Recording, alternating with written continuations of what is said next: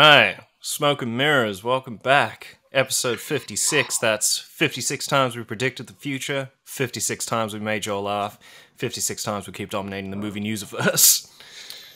That's it. How are we, big dogs? Quite fitting this episode, considering we're recording on the 8th of the 8th, which is 808, and Ye's album is supposedly coming out in the next year or so. Coming July 4th. Sadly. How are we, big dogs? What'd you say? Oh, shit. It's supposed to come out tomorrow. That's what it said on iTunes. It said the 9th of the 8th. Fuck. This guy was set to drop it like the end of July. Who's he fucking kidding? Fucking, he's got a separate YouTube now where he's been dropping all the clips from the live prezzo. It's amazing. Fuck him. Someone posted a picture of SpongeBob on wires flying, and it just said SpongeBob had to walk so Ye could run. Oh, fuck. That's fire. But how we living there, big dogs? We all right? We good? Yeah, going good, man. Going real good. Yeah, just doing the look this, lockdown Larry routine. Fucking hell. Lucky D in the place to be. Fucking slow motion when it comes to this shit. How you going? No, yeah, I'm good, man. I'm doing fantastically well. Of course. I just wish these fucking weekends would go a little bit slower, though. It does go I feel like fast I blink when and you're it's already inside. Sunday. I know, man. Sounds like we're locked up. It goes fast when you're inside. Pause. Fuck, before we get into it, I messaged my mate because I sent him this song, and my name's Love, right? Yeah. And he was with his chick, and he was showing us something on her phone, and my name comes up, and he's like, so Homie lives in Australia. It was like, man, you almost got me in trouble. For the love. But moving into our streaming news, so we have Zola Maraduena, who has officially been casted in the lead role to play the Blue Beetle. Yeah. Fucking cool. So this is the 2006 iteration of Blue Beetle as well, where kid's coming home from school and he finds the trinket in this misused lot, and then fucking starts going through with everything from there. So it's him and his two best friends, Paco and someone else. I think it's Brett or something like that. That's mad. Yeah. Yeah, this is cool though, man. We're starting to see more characters outside of the usual spectrum to actually play superheroes, which is very, very exciting. Yeah. I'm excited to see the steps they take moving forward. Yeah, this shit can be fire, especially if it's got a nice sort of budget behind it. Yeah.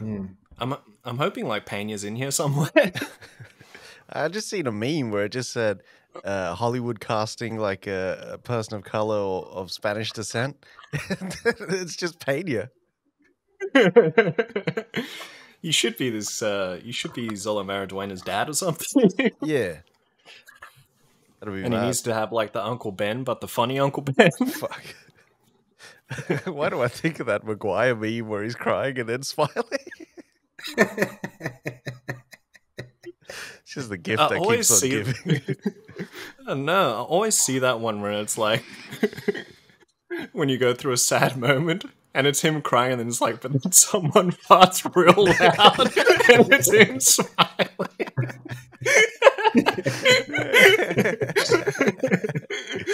Oh, fuck, I lost it, man.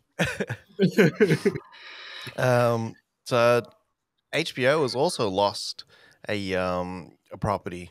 Not really lost. They just gave up on it. They've decided not to pursue Days of Abandonment with Natalie Portman. So Portman was the one that actually just pulled out, and said I can't do it due to unforeseen personal reasons. And then she basically I think she left Australia. So it was due to shoot in Sydney. They HBO gave them a $3.4 million budget or something like that. And then, she just said, nah, I'm not going to do it. But the story was going to be about, so she gives up her career to be a stay-at-home mom. And then all of a sudden, her husband abandons her. And then she kind of has this deep soul searching to the limits of her like dark psyche and shit. Sort of, was it Crisis of Faith or Self? Yeah. Self. Ugh. Either way, she made a choice and she couldn't live with it, and then decided that something was wrong. Yeah. Yeah. Could have been good TV, especially if it went to some real fucked up places. Like I thought I wish it did. I thought Lisi's story was gonna be like a full on like horror, like magical excitement shit. Nah. That shit was almost the same.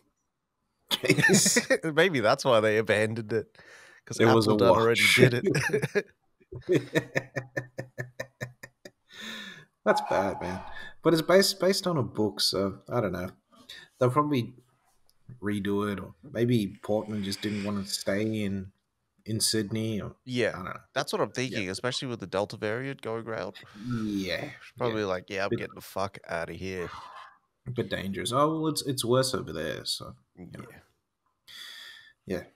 Anyway, so the new TV show that's coming out based on the Showtime Lakers. So supposedly, they're heavily researching this one. So it's going to be extremely accurate. This documentary. I thought it was a documentary, to be honest. That's what I thought as well. Though. Yeah, it's a TV series. So in this TV series, though, you have a whole bunch of players, right? So we got Adrian Brody as Pat Riley. John C. Reilly's in there. Is Jerry Buss. Pause. Jason Clarke is Jerry West. Jason Segel is Paul Westhead. Sally Field is Jesse Buss. Pause. Quincy Isaiah is Magic Johnson. And you got Solomon Hughes as Kareem Abdul-Jabbar. So this is going to go through everything. You've even got bloody Mike Epps in here as Richard Pryor. Finally gets to play Pryor. Finally. Even though we know, everybody knows that Marlon is Richard Pryor. Yeah. How much? That's Richard Pryor. Hands down. How much credibility do you give the writer of Godzilla? Not much. Or like a sort of historical sports drama, though. I don't know. He could. It depends on where he's from. If he's from LA, then yeah, I'm all for it. You know what I mean? Yeah. Like Laker fans are different. Laker fans are very different because they were on top for so long. Like it's the next level, right? This is a story of them like 5 championships down, eh? Yeah, 5 in. 5 in a row, and then MJ comes along and just obliterates them. Yeah, triangle bitch. It's MJ and I think who was coming up then? MJ and Isaiah Thomas and all them over in Detroit with the Pistons. Yeah, just better people came along. Yep. But I hope this. I hope it's not so much like just like drama in this. I'm hoping for some comedy. I'm hoping for, that sort of stuff. That's what Bornstein said. He was like, for a heavily dramatized like sports drama. Fuck. How many times am I going to say drama? He said it's actually really funny. Yeah. But when someone else says like their own stuff is funny, it's like, is it funny though? Yeah. Funny for you. Are you joking? Are you having a laugh? Fuck, that killed me. So, some of the biggest news. So, Trey Parker and Matt Stone signed a fucking $900 million deal with fucking Viacom CBS. And one of the biggest points of this, mans are coming through 14 fucking South Park movies. That's crazy. But amidst all of that, they're still renewed for 5 more seasons, with Comedy Central taking them to fucking season 30 in 2027. So does that say that they've got until 2027 to get out these 14 movies? Mm-mm. I think so. No. So Comedy Central's a separate bag. Ah. But they've got 2 of those movies coming out this year. Did these just make $1 billion? Yes. That is They are making money, money, dog. You know how much money these guys make? They probably don't even need $900 million, to be honest. These guys are probably cashed up for forever. A show like South Park, like, I'm surprised that it's on its 25th season, to be honest. And it hasn't been cancelled in this climate. Yeah. Oh, they make fun of everyone. Yeah. Everybody can get it. Yeah. They don't take sides. Everybody can get it. If they are going to do an episode on, say, a vaccine or something, they will show you things from, from one point of view and then the other point of view as well. So you can't cancel that. It's almost like they're giving their audience a choice on who they want to believe. Yeah. Because both sides is going to be stupid and both sides is going to be funny. Yeah. It's the best. It's to this day the best social commentary you'll see. That's true. I really like their pandemic special. Mm-hmm. It was fucking hilarious. We're going through that now. So last piece of streaming news there. Maggie Gyllenhaal's her directorial debut, The Lost Daughter, has been acquired by Netflix. So this is making its debut, I think, at Venice in the next couple of days. And it's about Olivia Colman, her character, and then her daughters actually go and see their father in Canada. She's like this college English professor, and she goes on this Italian holiday to kind of rediscover herself, only to find that like she again has a crisis of self and dives deep into her psyche there, into the dark recesses of her psyche. And it's all kind of like triggered by this really, I think this violent sort of imposing family in Italy.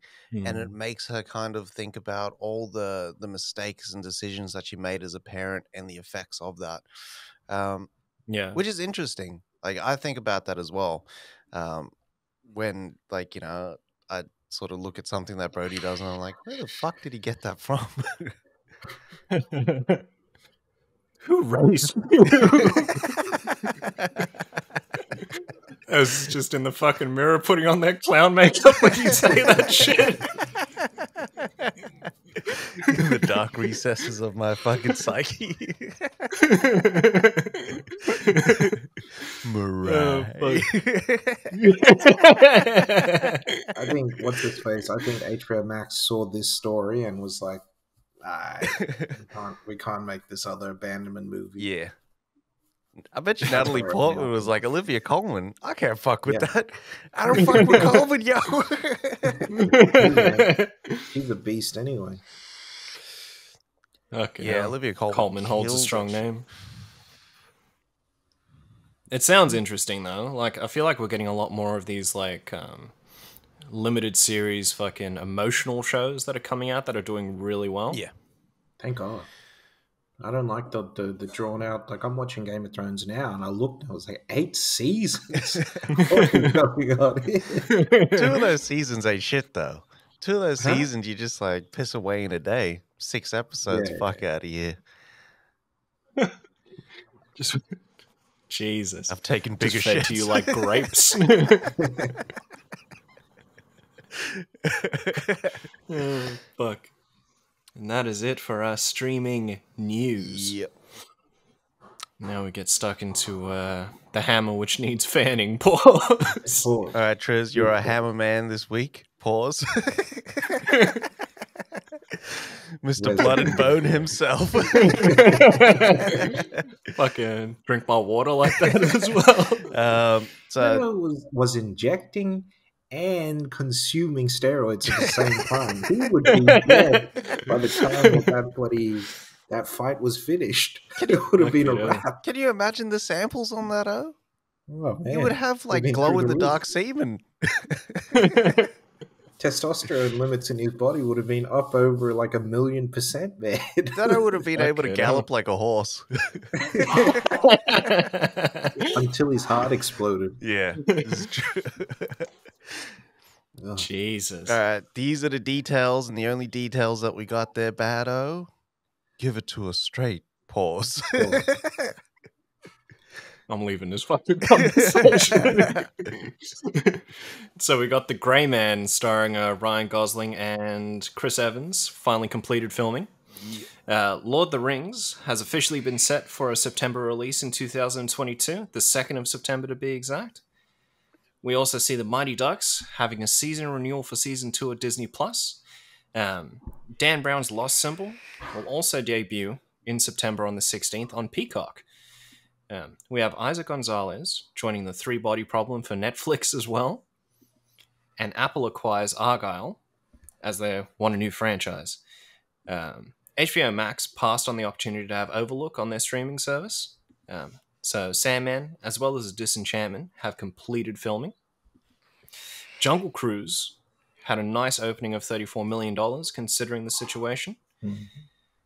Both Casey and Colin Jost are now set as writers on the new Teenage Mutant Ninja Turtles film.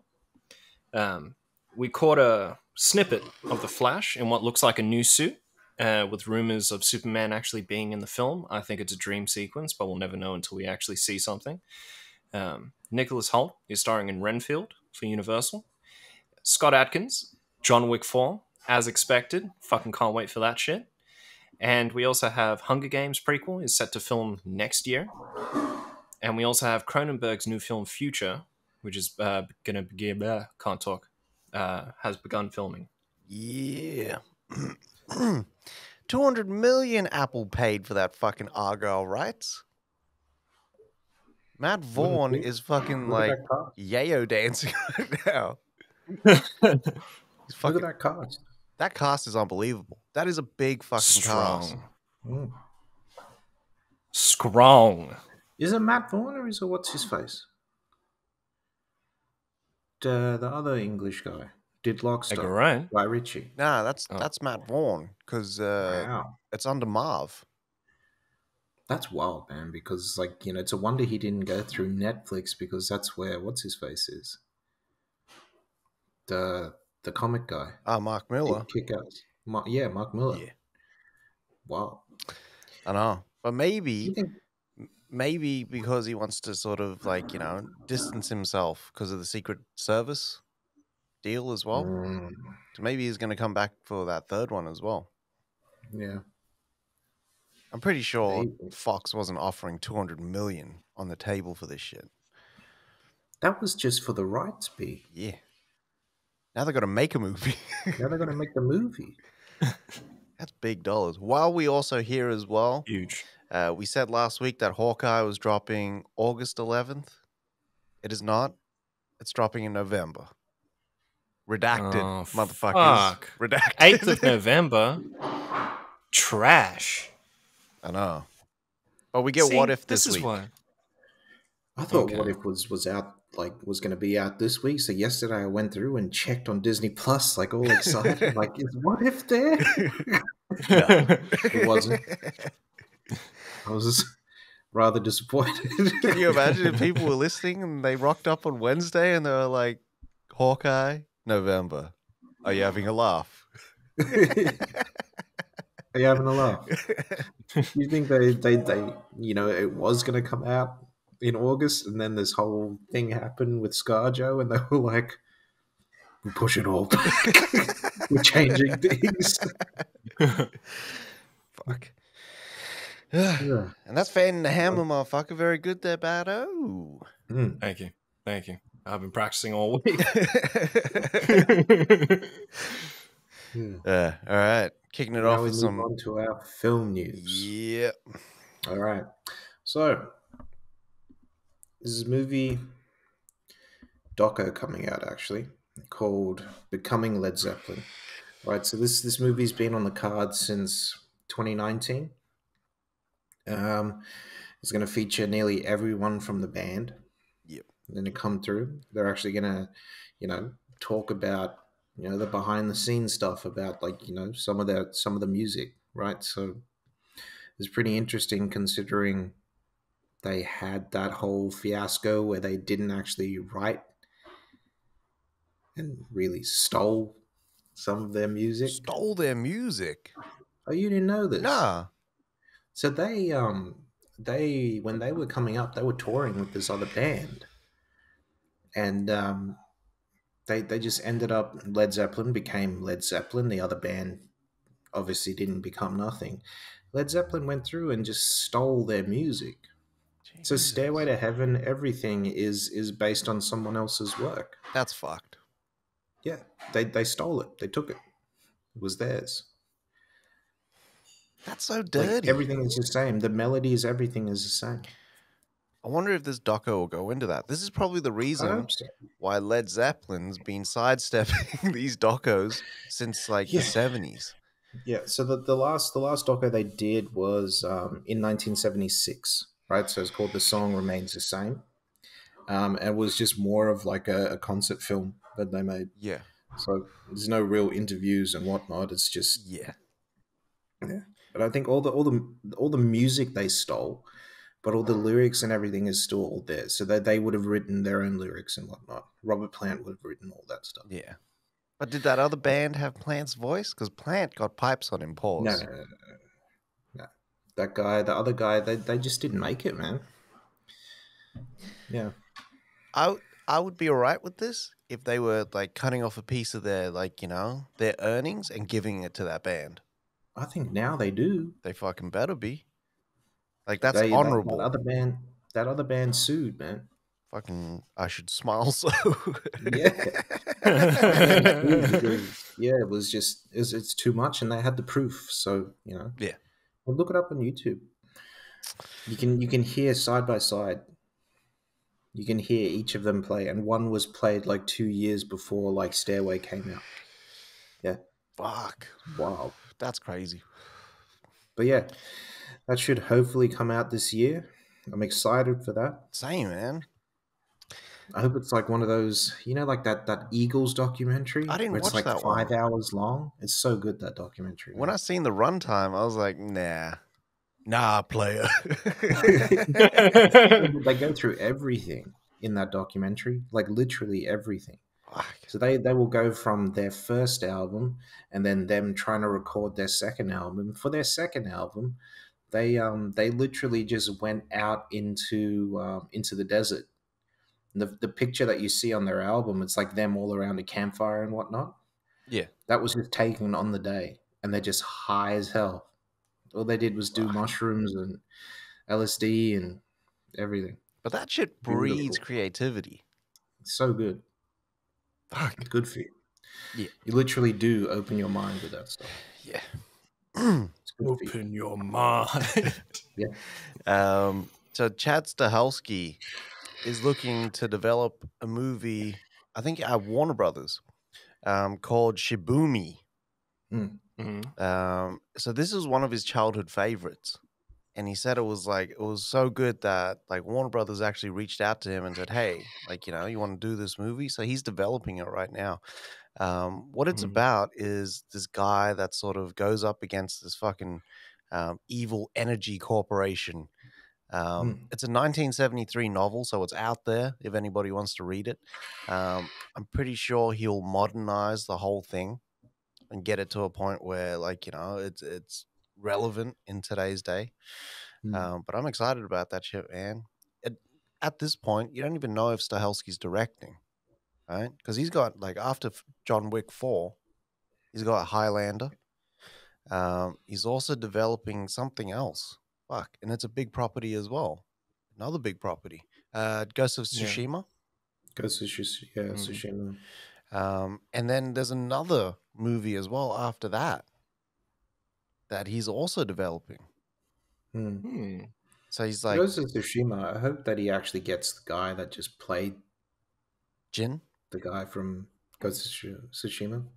Yeah. Instead of recasting that guy, the guy's done all the work already. I know. You know what I mean? Like, you might as well just get him in there and just train with 8711 and fuck yeah, get it done. I'm trying to see what else Stahelski's doing now. He's got a lot in the fire. Yeah. Continental, Ballerina, Gangsters of Shanghai, Ghost of Tsushima, Day Shift. Day Shift. Fuck yeah, he's producing that Jamie Foxx number as well. 8711's also on that shit. Yeah, Scott Adkins is also in that movie as well. In Day Shift? Yeah. That's why he's got the beard. You see Scott now, he's got the beard. Yeah. Yeah. That should look cool too. Yeah. So, very good. I'll take it. But, we have the new Exorcist film, which is part of that new Exorcist trilogy, I believe, and it's set for the 13th of October in 2023. Mm-hmm. So this one has Ellen Burstyn reprising her role, and they've given us a little bit of story, whether a family is actually trying to seek out Ellen Burstyn to help them because they have a family member who's been possessed, and just how to fix that shit. So it sounds interesting. It's good to see Ellen Burstyn come back as well. Yeah. So I wonder how this is going to pan out. I wonder if they're going to go that same route like they did with Halloween, where they took it back to the roots and then just go forward from there. The guy said, David Gordon Green, he did say, they all can exist. He's not doing what he did with Halloween, where he just erased everything after Halloween 2. Damn. They're actually saying Exorcist 2 and 3 could be incorporated in the storyline because it is 30 years later. Yeah. It's cool to see Ellen Burstyn coming back, but I'm not too sure. If Brody was possessed or Logan was possessed, I wouldn't be going to fucking this old lady who was only just there. You know what I mean? I'd be going to the Catholic Church and trying to get someone. I think hopefully she does. You know what would be cool is if she if they do go to the Catholic Church and that father's there, Father Harris's mate with the red hair. Yeah. You know the other priest? The popular one? The popular one? Yeah. If he's there and he says, look, you might want to have a chat to this person because she's been through this before. Yeah. Do you think it's a bit funny that she's going to go see her mother and not Regan? Well, that's probably the reveal because it's a trilogy, right? Right. So maybe that's the reveal at the end of it, like Luke Skywalker at the end of Force Awakens. Well, it's the bloody it's the brother or the father of bloody Uzu or whatever his name is. That demon came back for blood. Maybe, and maybe Reagan's a portal or something like that. Possibly. Well, if they're going to introduce Reagan, she's probably going to have to go through the arc of fucking being hesitant to help, and then she's going to have her change in faith and fucking help, and then she's going to get possessed, and maybe it'll be the throwback to her throwing herself out that fucking window and down them stairs. I wonder if those stairs will... I hope it's more than likely going to be Reagan's dead, and this was her child or something that she had before. It's going to be something stupid. It's so the protagonist looks like, well, it is going to be Leslie Odom Jr., who was Sam Cooke in One Night in Miami, the Hamilton. So I wonder if he's going to have that, I want to be in the room when it happens.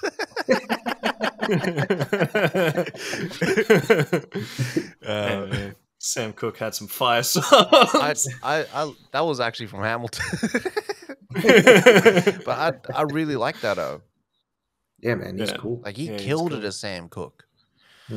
I'm excited for this, man. David Gordon Green seems like the O that they're just going to just be like, hey, reboot this for me. I know.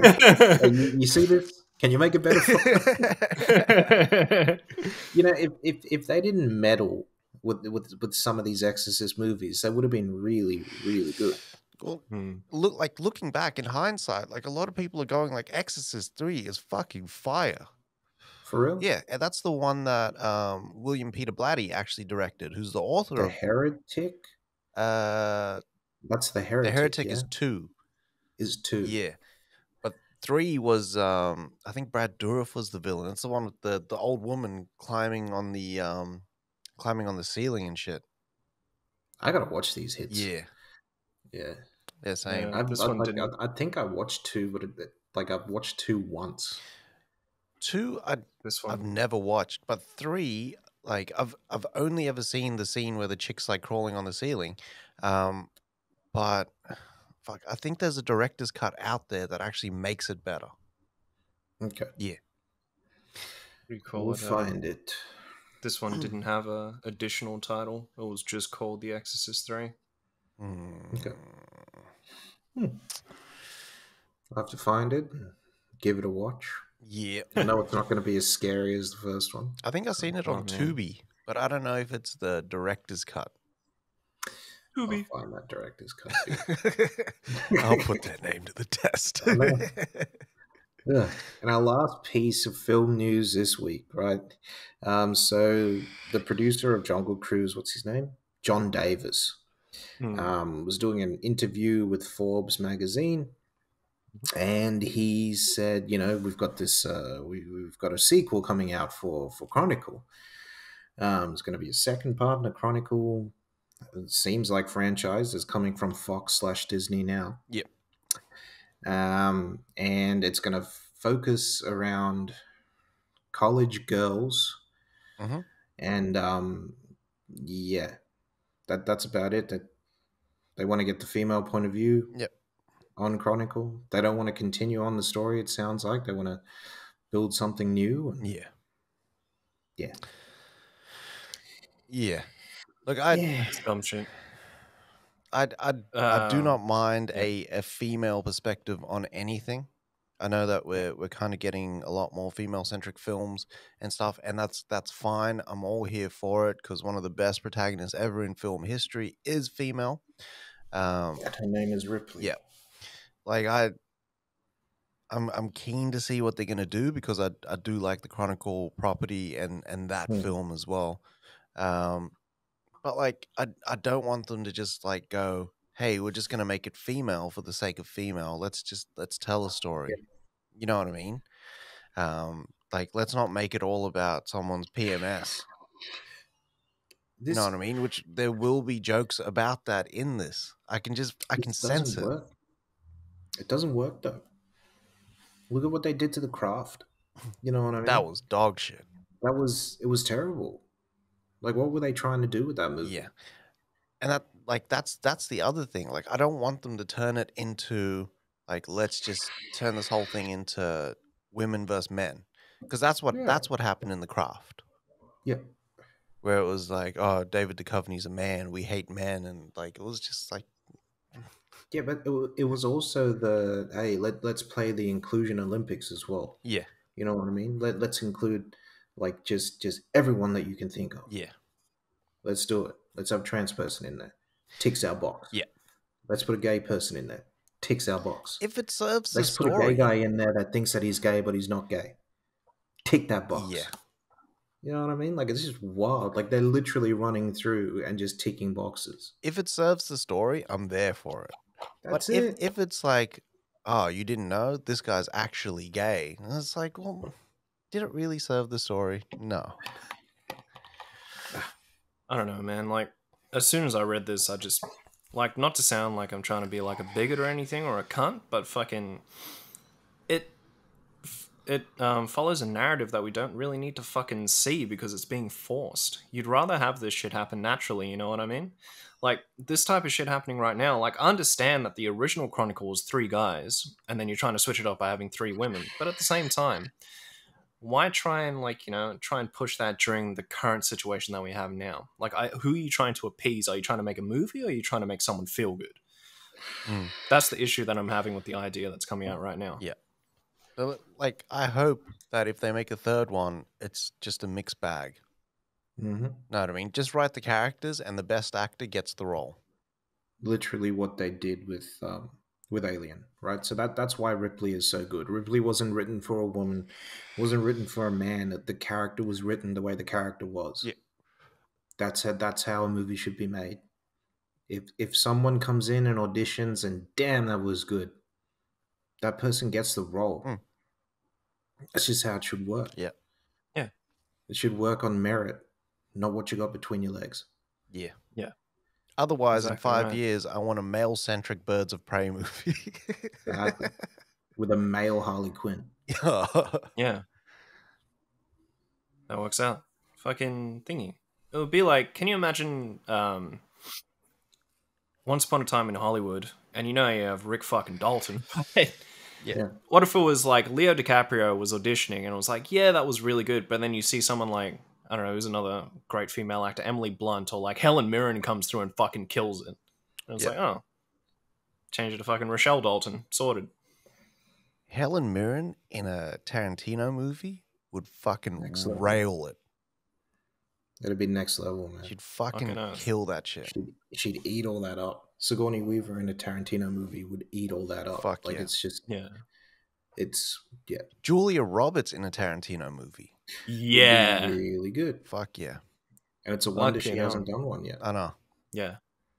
If she came back, won't get to. If she came back for like a Kill Bill, as a Kill Bill villain,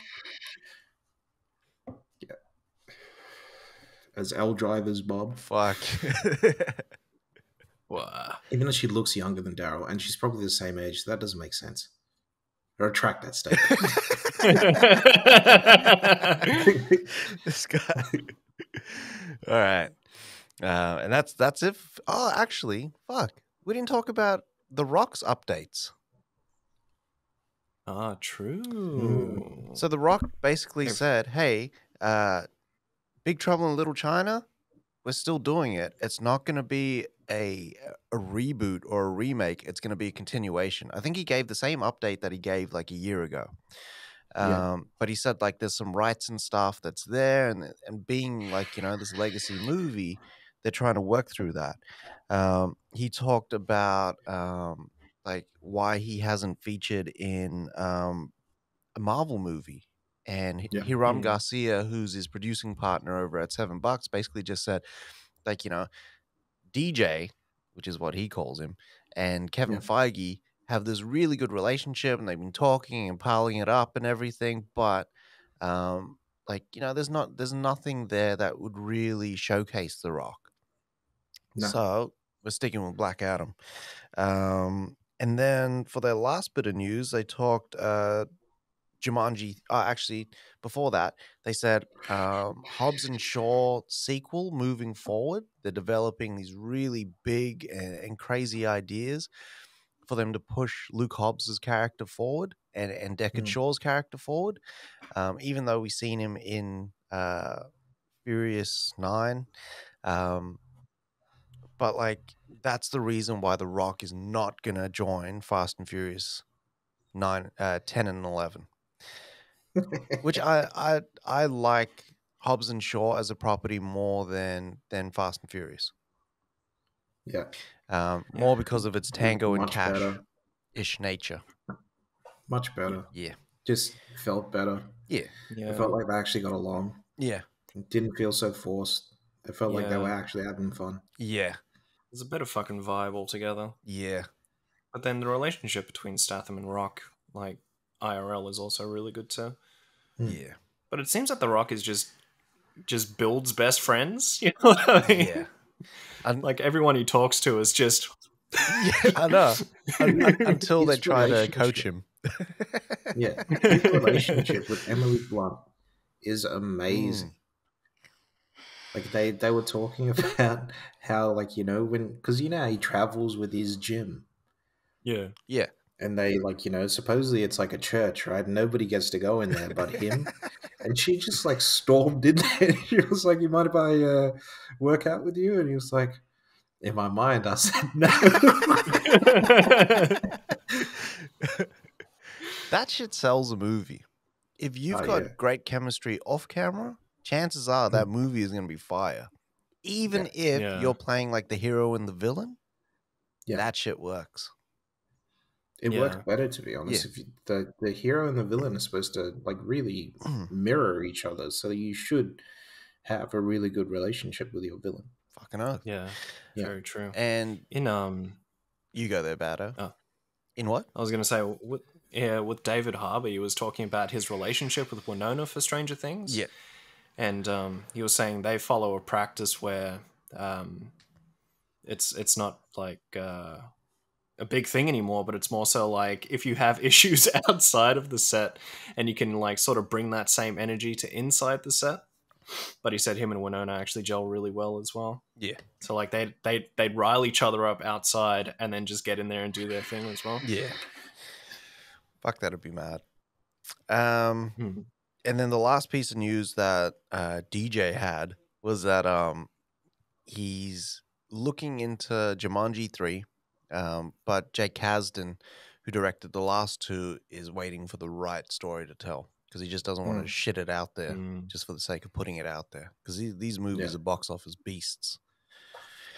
It's unbelievable. I love those two movies, though. I haven't watched the second one, sorry. Yeah. Jumanji They're pretty 2. good. It's pretty good. It's not bad. I'll check if it's on a streamer. Throw it on Yeah. there. Could be. Yep. And that's it. That's it for film news. That is all our film news. Let's hit those trailers up hard. Trailers. So the first trailer that we got was Mowgli. And this one's got what's his name? Shit.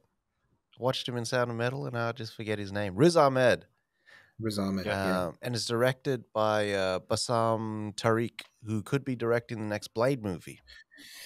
It looks very likely because you haven't heard shit. So this follows this Riz Ahmed's rap star. Like he's an up and coming rapper, and then he goes through a health crisis. Something happens to him. Again, much like Sound of Metal. I don't know if he's just becoming the rising star that gets hit with health crisis. Yeah, he just gets typecast badly, and because Tom Hanks only ever had to do one of these. What movie was it? Philadelphia. Yeah, it's true. It's true. But he won the Oscar. Yeah, that's maybe that's the pathway that Ahmed's taking. I want the Oscar. It's coming off rave reviews as well. This thing is killing it. I'm excited for it, man. It looks fucking heavy. Yeah, I like it. They focus a lot on his. It looks like they focus a lot on his family as well. Yeah, you get to see that in the night of. You get to see that sort of family dynamic that they have in there, right? Because he's Pakistani, isn't he? Pakistani, yeah. And Pakistani, but born in the US. So. Yeah, in this he's Pakistani, but born in the UK. His family are immigrants. So you see, you do see that dynamic in the trailer too. I'm excited for it, man. I like these sorts of stories. Yeah. It's good. Yeah, we got to see what Phil Tippett's been doing for the last 37 years. The devil's hands have been busy. Like he's making a little movie there called Mad Dog. Yeah, this actually looks really, really good. It's all in stop motion, and the motion is like smooth, unreal. Like it's literally it's I don't know how they did it. I know. It's obviously Phil doing all the work, but still, like it looked like CG. Some of it. So what they were saying was like it was almost like projected, a projected image, and then the stop motion stuff overlaid over that, so it gives you like the scale and stuff. So he would do like the stop motion. And then like have like the bigger sort of image and then like the other smaller stuff overlaid. So it gives it like this epic feel. It's unreal. Yeah. Man. But even I'm used to the jerky motion of stop motion. Right? Yeah. You get some of it sometimes, but in other scenes, like it's not there. Yeah. It's smooth. So I don't know if they motion smoothed it or something, but maybe that's where the CG assist sort of comes in. I don't think Phil would allow them, to be honest. Maybe they've just gotten that good at it, but that jerkiness adds to like the tempo of the story as well. Yeah, that jerkiness you could see in Tim Burton's films as well. Well, not so much Tim Burton's, but in that Night Before Christmas. Yeah, you can still see it there. And it's was it in Monster House where they almost did stop motion but CG? Yeah, it's got it in there too. But this looks cool. I don't know if it's just going to be a short film or something, but yeah, this looks really, really good. Yeah. Looks independent. Yeah. The next one we had was Together. So this is the Sharon Horgan and James McAvoy one. I like to call this one Malcolm and Marie II. Or Lockdown, like the Wonder Years. This is like the Very real true. version of Lockdown. They don't be robbing Arids. Back in the habit. Watch Lucky D, mate. But so we see James McAvoy, Sharon Horgan. So they already had a very rocky relationship, and then with COVID happening, it really puts everything on show. Yeah. And just everything, them sort of dealing with it together since they're stuck in the same fucking place as well. Yeah. James McAvoy looking a little bit weathered in this movie as well. I'm liking Old Man McAvoy. He looks prime like action movie. Yeah. Yeah. Like with the grey streaks through his shit. Like, if McAvoy was known for a whole shit ton of comedy movies, dude could have just done Die Hard right now. Fuck yeah. McAvoy would be perfect for Die Hard. But he also looks like he'd McAvoy, be a good protagonist for a Ridley Scott historical epic as well. Yeah. He's Very got that true. Jon Snow sort of hair on him. He knows nothing. I'm liking the breaking of the fourth wall. Yeah. In this as well. As it almost seems like at the start there's a lot of breaking of the fourth wall because they're just trying to keep it civil, but as all the truth sort of comes out, it's less, and they're talking to each other. Looks pretty emotional. Shit is real. Seeing someone's face every day is rough with no breaks. Yeah, it is. It is. But I'm excited for my it. camera. Please. What do you call it? This is why I like the confines of my room. I just stay here, listen to the boys talk shit. We got a second trailer, or an actual trailer, I should really say, for Kane. This does look much better than the pooing down the wall that we saw before. Yeah. It looks better than Gunpowder Milkshake. Yeah. It almost seems like Mary Elizabeth Winstead is a more believable protagonist than Karen Gillan as well.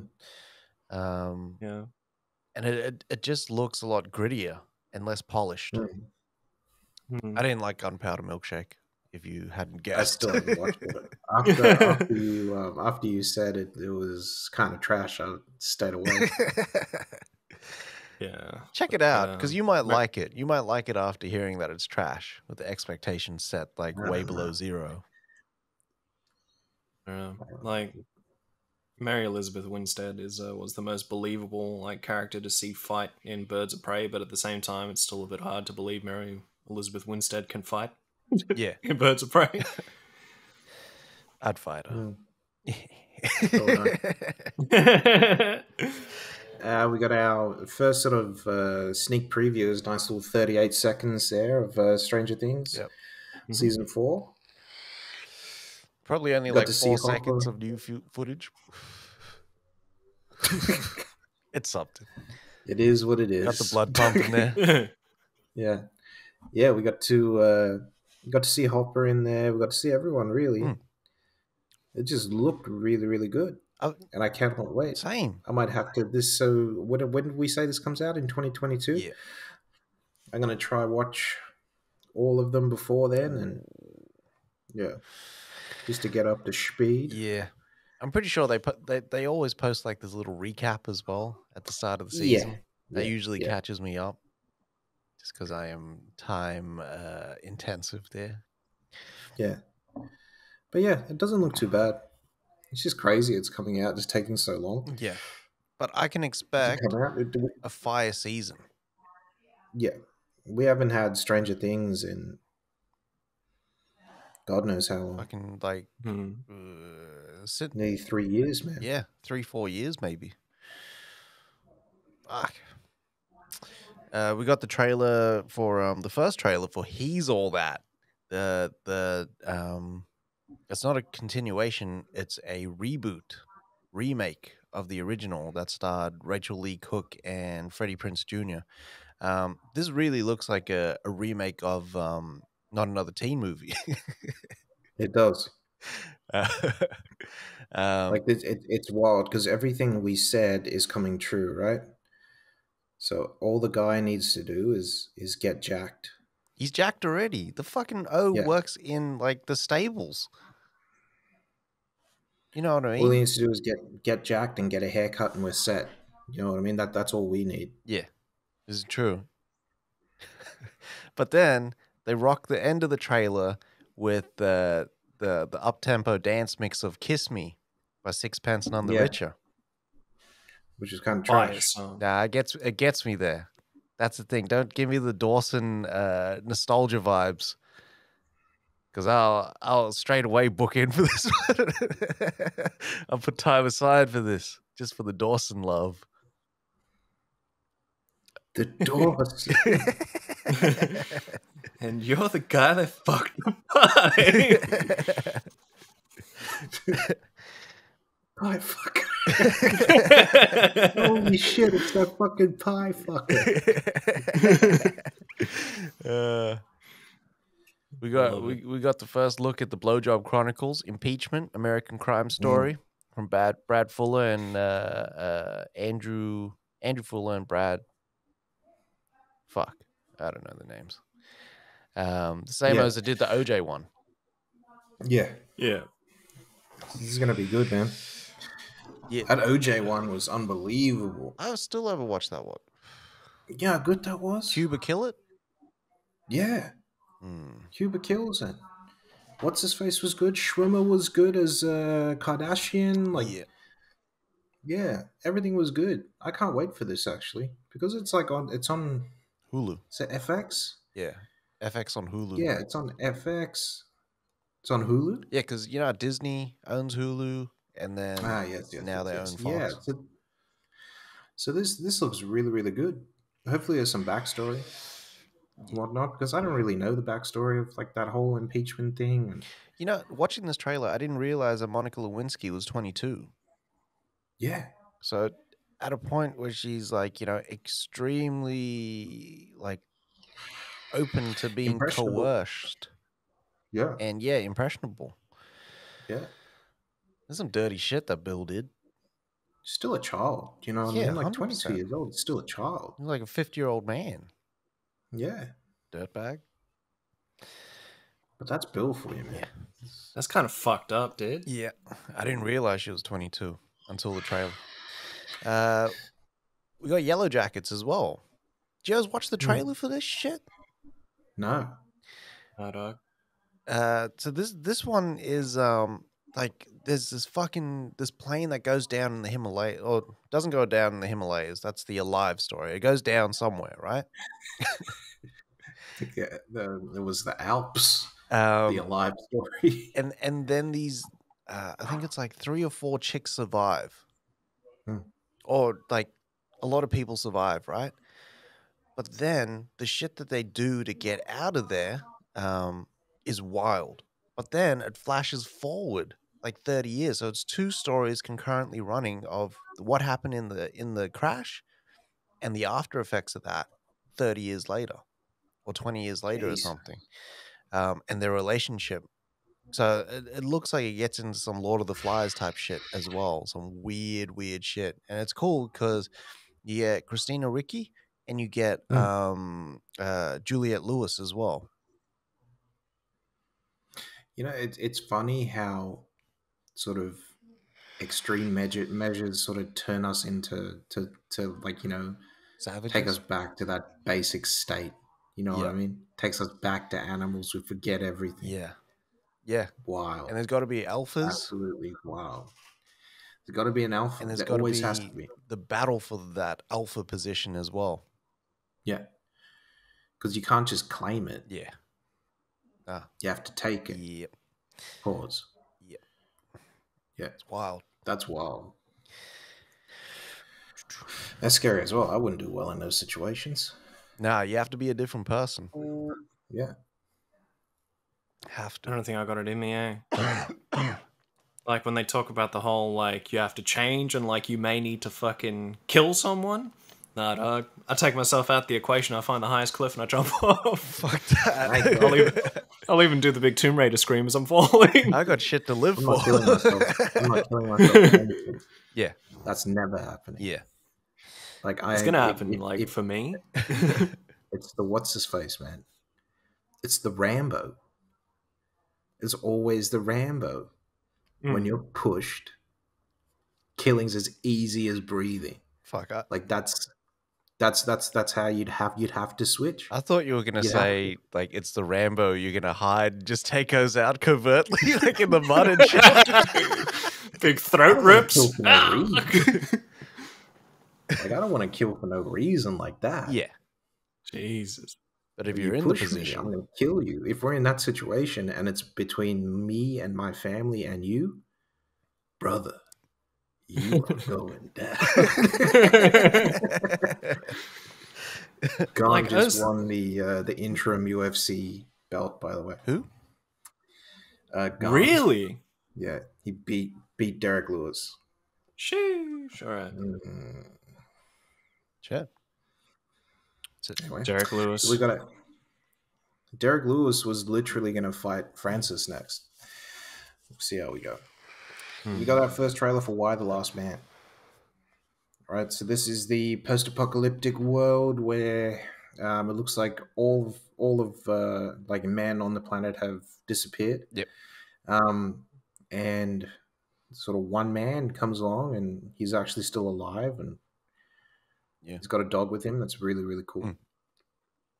And basically he's the last living man. They got to figure out what happened and how they survive and where they go from there. Because eventually the human race would die. Yeah, that's right. So he's almost got to repopulate. Yeah. And copulate extensively. It's crazy because, like, you know, you could do it. Yeah. Like, it's very possible. They do say in the Matrix, like, you need, is it 6 males and 15 women? Yeah. To populate the earth. That's wild. Wild shit. But it looks good, though. It does look good. The budget on this shit looks big. I didn't know that, like, it is the other one. It sort of feels like the Will Smith movie. I Am Legend. I Am Legend. I Am Legend. Yeah. Is it the same writer? I Am Legend guy? I don't know. What's his name? It feels like that. Yeah. Yeah. Yeah. I don't know. It is. What was that other one? The one before I Am Legend? Omega Man? Yeah. Yeah. Yeah. Like, I don't know. That dystopian fucking Last Man on Earth vibe is, I fucks with it, so I'm always about that life anyway. Same. That's a Richard. What's his name? Richard something is the writer of those books. Omega Man is the same thing. It's the same movie as I Am Legend. Yeah. Yeah. But yeah, I can't wait for that, man. It actually looks really good. Yeah. I think it's another Hulu/FX show. Yeah. So yeah, we should have violence and sex and swearing and everything. Hopefully. You know, FX is like... Yeah. Sometimes they won't swear, but they'll show the violence. So Yeah. at least they show the violence. Yeah. I like the swearing as well. Same. Like in Sons of and Anarchy, everyone- there were so many opportunities for that, and then Yeah. nothing. Yeah. Like, I just never understood the whole, like, you can't swear, but then in the pilot episode for Sons, you can show a piece of TNT in a man's booty hole before it blows up. Like, I just never understood the whole logic behind that. Don't ever show the TNT in the man's booty hole. That's crossing the line. We also got our first look at Cry Macho. We did indeed. Cry macho. So when you cry macho. Quite good that Eastwood there. It does. Yeah. It's weird how old and young Eastwood looked at the same time. Yeah. In this movie. Like, I don't know if there's like some digital CG going on, like moving, or like, you know, there was just literally some guy dressed in a warp suit. like, you know, just all in green, like just holding his head back so that it stretched out that skin. But it looked a bit funny. Looked a bit funny. Just got that fucking the clamp clip for your hair on the back of his neck. That's fucked. That was 90. Yeah, man. Yeah. Eventually he's gonna have, if they're doing that, eventually he's gonna have to open up his shirt to take a piss.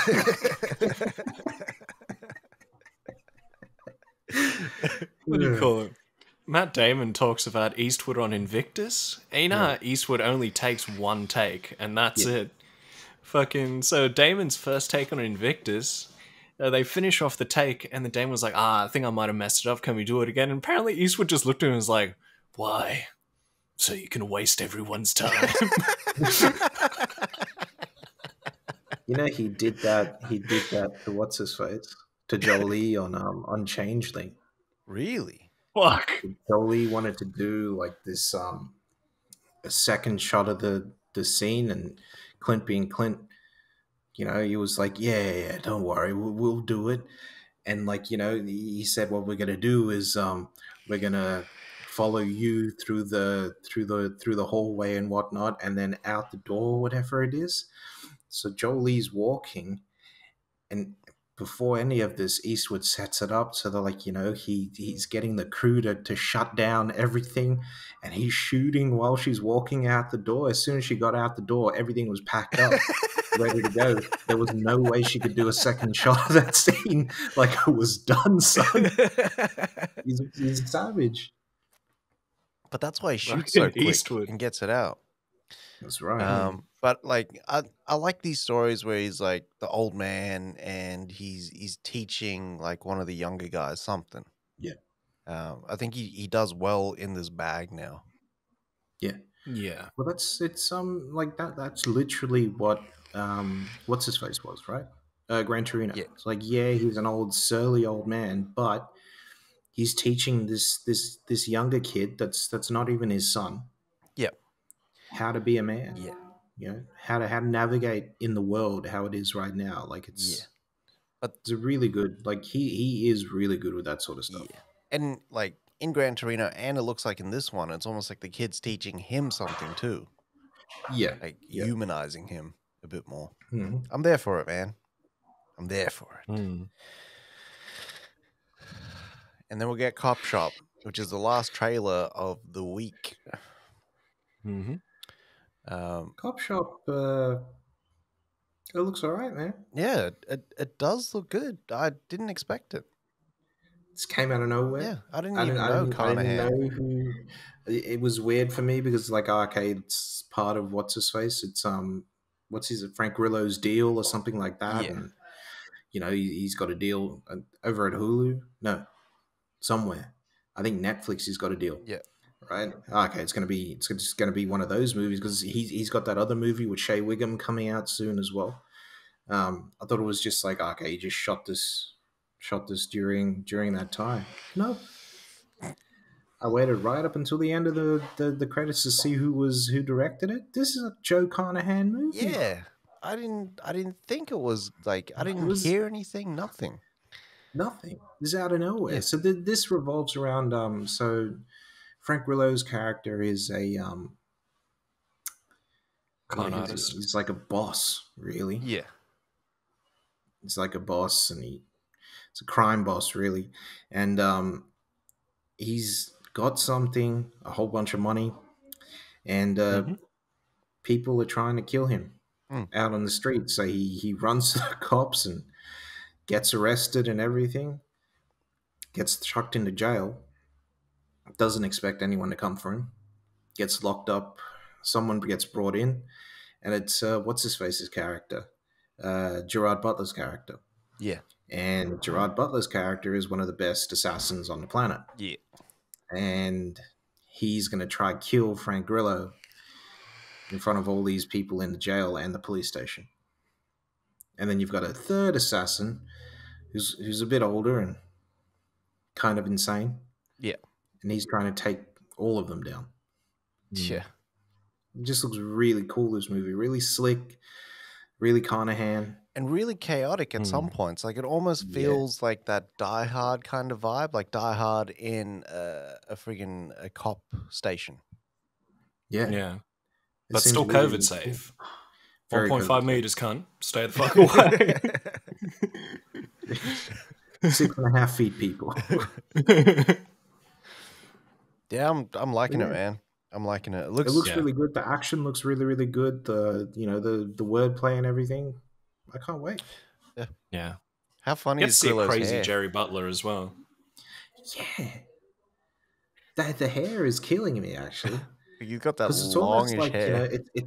it's a black version, like a jet black version of Hellemark Harley's hair.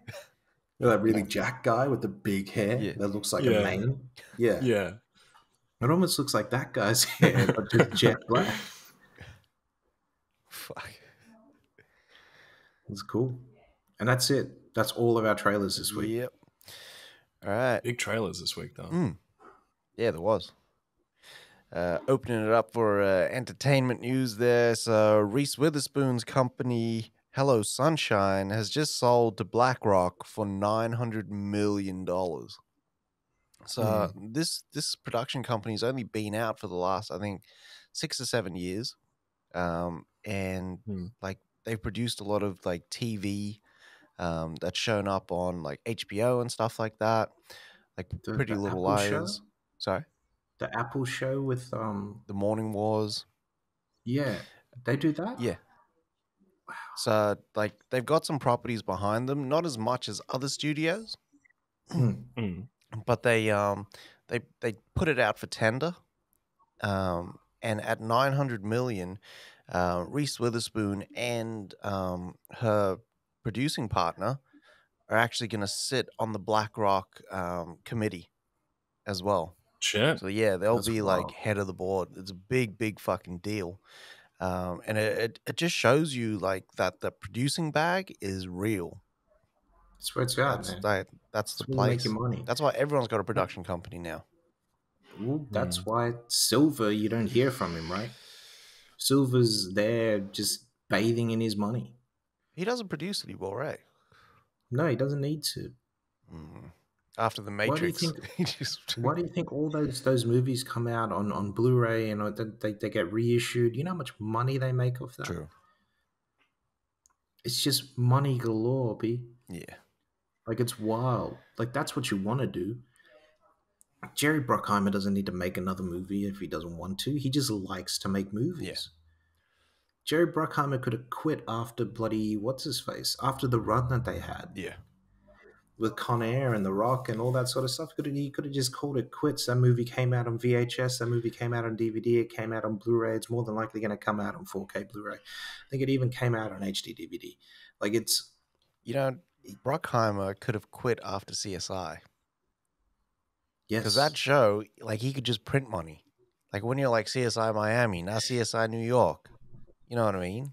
You know, Cheech Marin posted on Instagram a couple of years ago, right? So, you know how he's in Nash Bridges, right? And he's not like a massive role in Nash Bridges, yeah?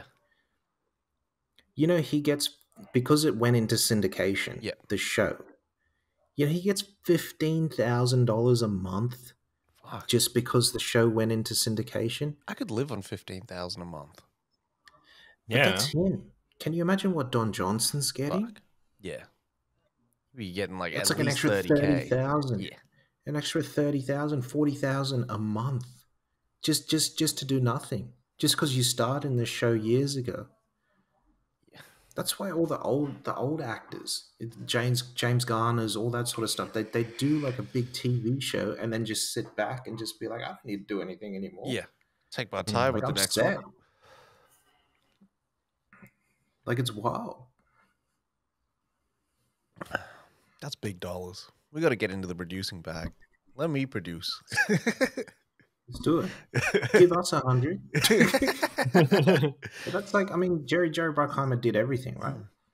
I mean, Tarantino did everything. Tarantino sold his car and put his house on the bloody, put his house, mortgaged a house, everything, so he could produce his movie. Like, it takes the risk, but the reward it pays off. Yeah. In the end, Especially if you play the long game. that's right. Like, it's gonna take a couple of years. Mm-hmm. That's what we're here for. Big 10, 15 years, man. Big shout out to Reese Witherspoon for securing the bag. Her and a producing partner. Amazing. Mm-hmm. Amazing. That's the one. Like, it's weird. It's weird when you hear about those deals, because when you watch like Billions and whatnot, you see them buy and take companies, right? And it's always, we'll sell it to you for this much, and you can have a seat on our board, right? Yeah. So you'll get that money, and then still get money for being on the board. Salary money too. That's wild, son. Like, it's just wild when you think about it. Yeah. And you can be on the board for 100 companies if you want, right? Yeah. And make $2 million a year over at that company from salary.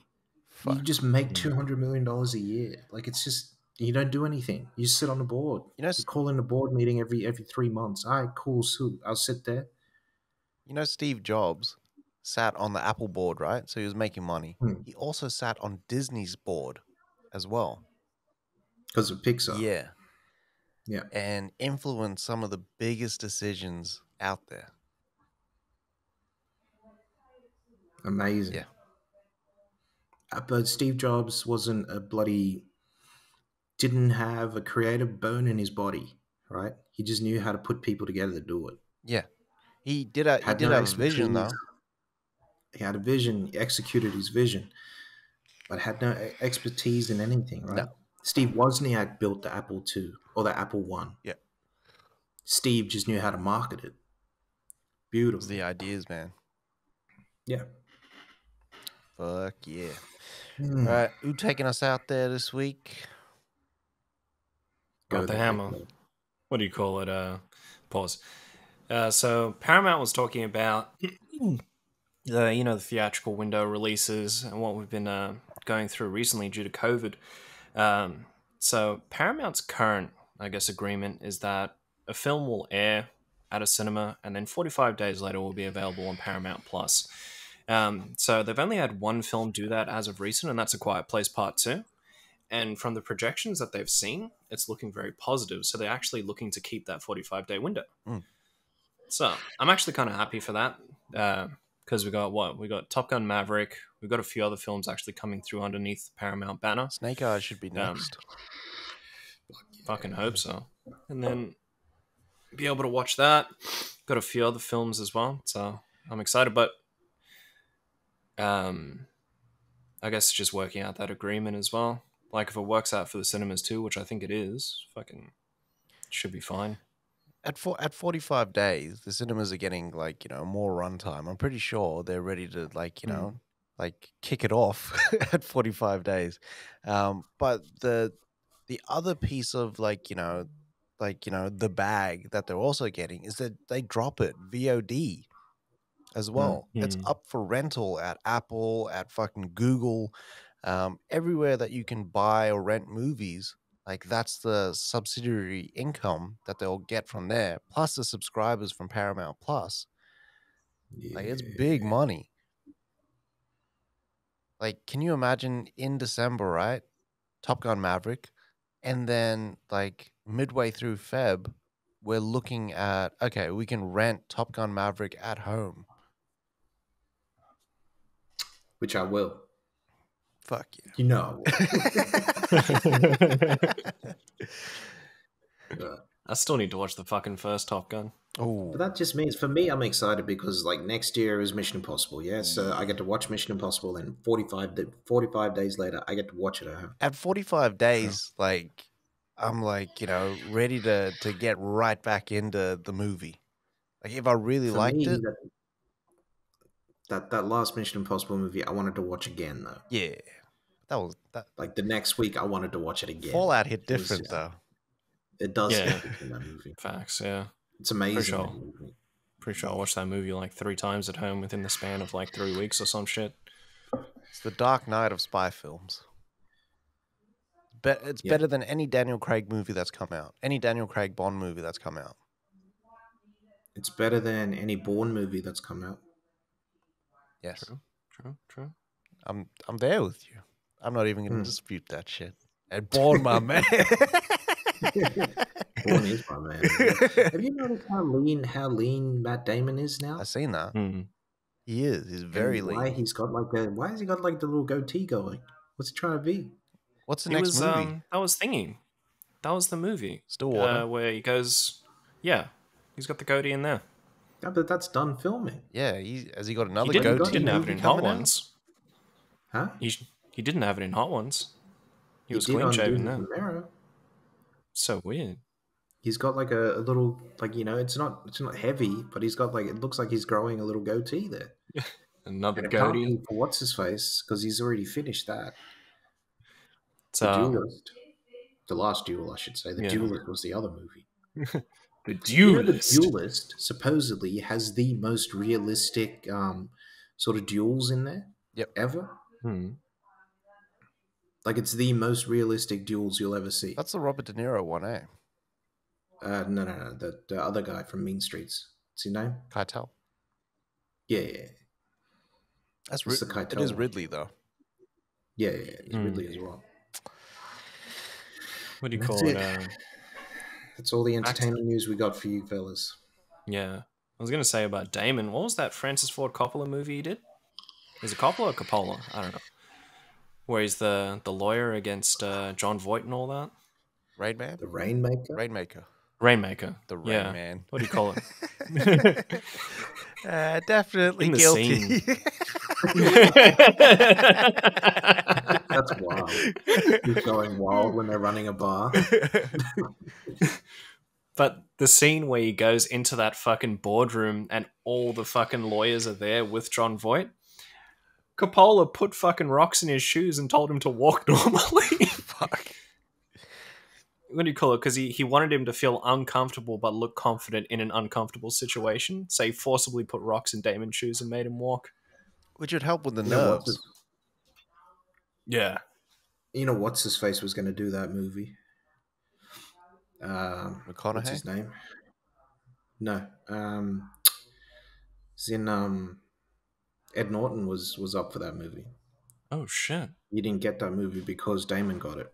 Mm. This is Ed Norton coming off what's his face? People with Larry Flint. Oh, shit. Yeah. He didn't get that movie, but then got what's his face straight after. Primal Fear. So that's why. Yeah. Killed it. But could you imagine Matt Damon in Primal Fear? Nah. Me neither. Matt Damon Mad Hawks, couldn't man. pull that off. He doesn't have menace, Matt Damon. For some reason, he looks like King Shark to me. Like he doesn't what's his face? He doesn't look that imposing. Yeah.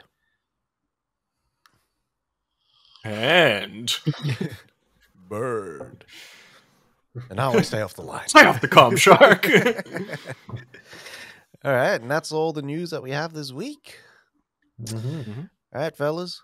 What's your thoughts on Suicide Squad there? Mate. Did we all just thought it universally was love fucking that mad. shit? I loved it. Absolutely loved it. I watched it again last night. So I watched it on Friday and then I watched it again on Saturday night. Like, it was so good. Yeah, I watched it twice as well because I wanted to watch it like out of the hype as well. Yeah. How much faster did it go out of the hype? I actually thought it went a bit longer. For me, it flew. I was like, they're at Jotunheim already? Like, what's going on? That's here? true. Yeah, as soon as I seen the Jotunheim. But you know that Jotunheim bit is like 50 minutes long? Like It's amazing. For a third act, that's massive. James Gunn's pacing with this movie was fucking on point, though. Yeah. I have to admit. I laughed, though. I laughed a lot in the movie. I laughed more the first time than the second time. But like, I love Bloodsport's character, his armor and everything. But then when I checked out the original Suicide Squad, like it felt exactly like Deadshot. It's supposed to be Deadshot, man. Yeah. It was supposed to be. You know it was. That's why he's got a daughter. That's why he's got all that. Yeah. His daughter was hilarious. That scene with him and his daughter is hilarious, man. Yeah. I don't think I don't think I could see like Will Smith doing that. No. Like that scene. There's no way he'd do that. No. He'd probably tell them, no, I don't want to do that. But the way that they use different like sort of types of action. So it wasn't just spectacle all the way through. He saved that for the end. Like the big monster fight, cool. That's when you get like the destruction and everything like that. Yeah. But there was like the silent, there was like the horror killings where right at the start, like everyone just gets destroyed. It's decimated. Just to sort of show you, like, you know, no one is safe. Everyone can get it. Yeah. When I seen Boomerang die, I was like, no, because I actually like his character. That's Jai Courtney's one, and to see him die, I was like, they're killing legacy characters now. Yeah. The way that I love when she when he's like they don't know that they're just a meat on the hook, do they, Hals? Yeah. The way that he like shortened her name and everything was so Aussie that I was like, all right, cool. That is. Yeah. It was always the fucking Hals. The dog. What kind of fucking dog do you think it is? I fucking pissed myself. What does TDK say? It's an Algerian hound. Yeah, it's an Afghan hound. Yeah. That's the only time. Fucking Afghan hound. That's the only time I found Pete Davidson funny. When he's like, "It's a werewolf. I don't fuck with werewolves, yo." And when he's dancing like that, and he's like reaching for his gun. The Weasel was hilarious when Weasel jumped out of that the ostrich or whatever it's called. Died.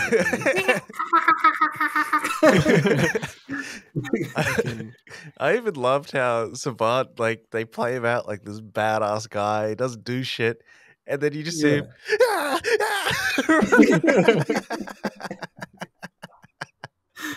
Man, it was hilarious. When Polka Dot Man comes out and fucking Peter Gunn's there. Hey, I want to fucking hire you for my kid's birthday party. You fucking pussy. But Das Malkian was so fucking good in there, man. He was my MVP for the movie. Oh, yeah. Oh, man. He fucking killed it. That's your mom. Just fucking... The King Shark version of his mother was fucking hilarious.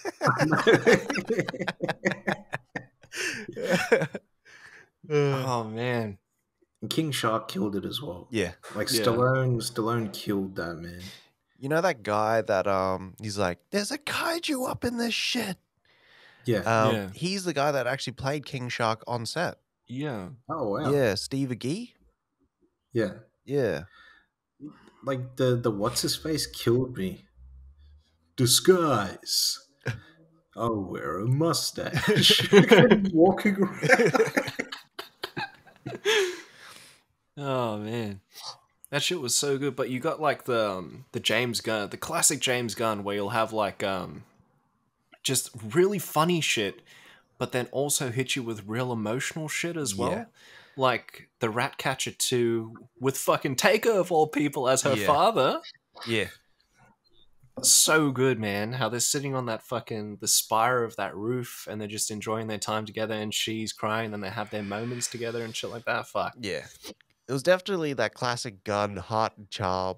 You see the slow-mo walking, the team walk as well. Yeah. Yeah. It was like the Marvel revenge movie. That was so cool, man. Like I love that scene because it's raining and then the sun just comes out.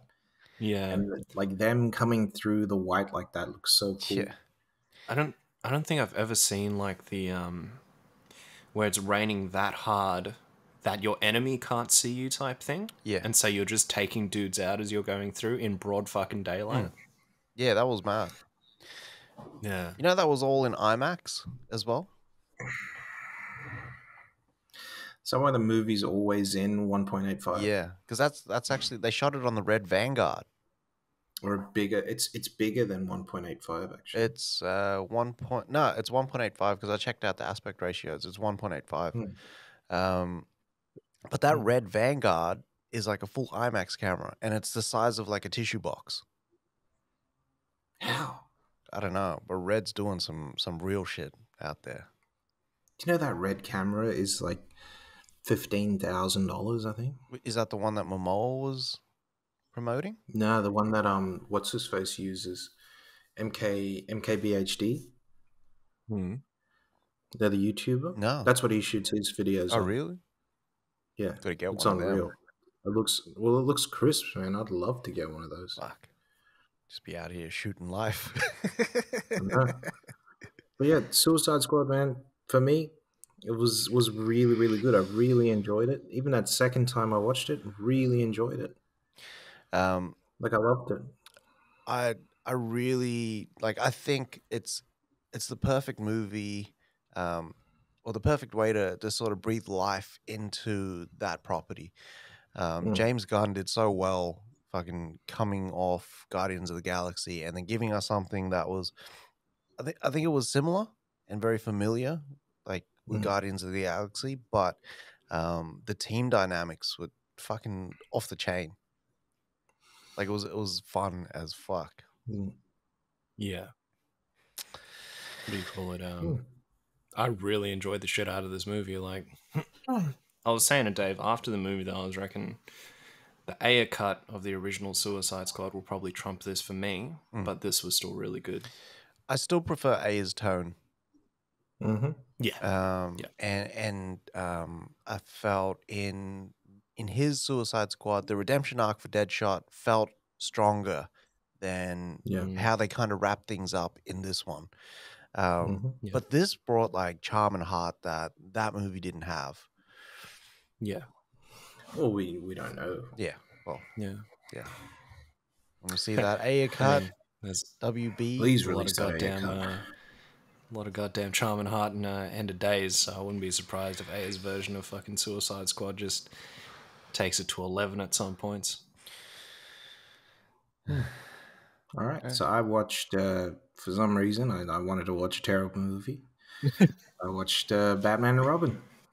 See if it's still terrible. It is. Is it? Yeah. You know, we love that shit. I know. We loved it. Like, the real question I have for you, Doug, did you immediately regret it? Like right at the start when he slid down the dinosaur again? Yes. What about when he tapped his feet together and the ice skates came out? Yeah. That's all in that same one scene. Like, we should have known then. We should have known then, like, what sort of movie this was going to be. Like, I feel like they just came together and they were like, hey, watch me fuck with all these people in 4 minutes. They literally got together. Warner got together because his movie he wanted to do was completely different. Yeah. So they got together and said, nah, we want this and we want this and we want Bane in here and we want this and we want this because we're going to still sell a lot of toys. Yep. That's what we want. You guys need to oblige. And Macca's deals. Him. And Macca's, yeah. It was wild. Made so much money off the Batman Forever one. Batman Forever was actually good. Yeah. But then I watched A Quiet Place, and that was really, really good. Balanced it out there. Yeah, I got really scared there. Like the what's this, like that scene where they knock over the lantern when they're playing Monopoly. Yeah. Who plays Monopoly with two people, by the way? Anyway. Yeah, they're playing Monopoly with like just the kids, and they knock over the lantern. Do you know how loud it was? And then the raccoons jumping on the roof after that was unreal. Fuck. Ugh, scared me. And then I watched some Game of Thrones because I'm trying to finish those off. So I'm up to season 5 now, and I watched a new episode of Ted Lasso. Them hits was excellent. Yeah. Fuck, I gotta watch Lasso. It's so good, man. His character is so good. In this one, he brings out this character called, I think it's Led Tasso, and he's the complete opposite of Ted Lasso. Kills me. What absolutely the kills me. Lead taps. He has to get like his other coach to slap him to get him out of it, and it's hilarious because he was like, "I don't know where I was. How long have I been out?"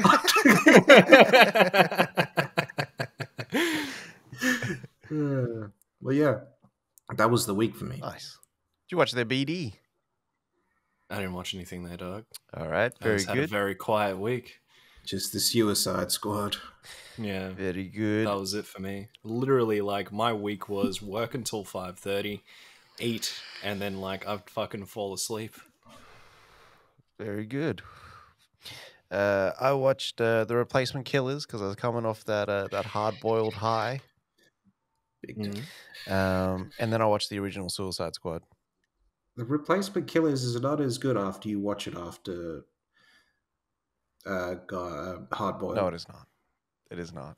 And like you can tell it feels different. Yeah. Yeah, you've got Terrence Chang there telling you what to do, but it still feels different.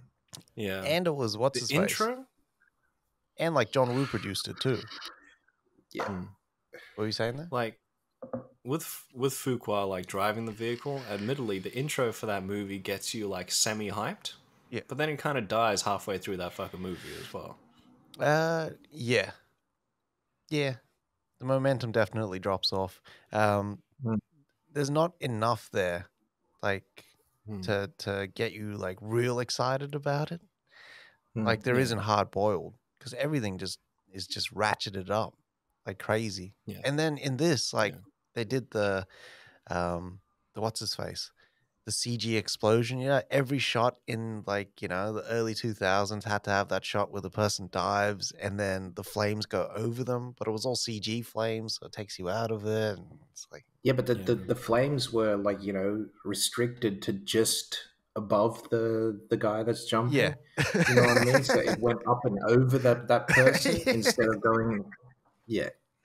Yeah. I still had a good time though. But it's still a good time. The action, there's some action beats in there that are really good. Like the shootout in the car wash is really, really good. Like him on the what's his face is really, really good there. The shootout at the start could have been, and not at the start, at the end could have been a bit better. Yeah. It's a bit all over. It's a bit muddled there. Some of the shots there. I love the shot of Danny Trejo though when he jumps down from the what's his face like that in the sparks arcade and everything. Yeah. Like I always think about that. Yeah. It actually looks like Trejo. Yeah, and that was in the trailer as well. True. But for a whole movie to be titled The Replacement Killers, you'd expect that Till Schweiger and Danny Trejo to play a big part. And it should have been about them. Literally in there for like 15 minutes. I know, right? Hugo Stiglitz got fucked. Hugo Stiglitz. Oh, fuck. I gotta watch that shit again. But like, how's CCJ in there though? How young with the cornrows? I know. The music was fire as well. Oh man, that song is so sick. Gotta get up, you gotta get up. All right. Straight from the city of nature. Looks like you're doing the fucking Pennywise.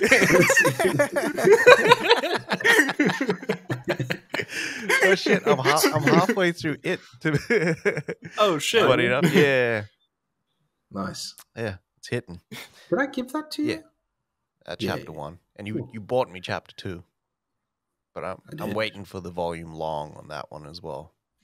Do you think that's ever gonna come? They better. They fucking said it would. Machete was like, "I will give you this if you no do what I want you to do."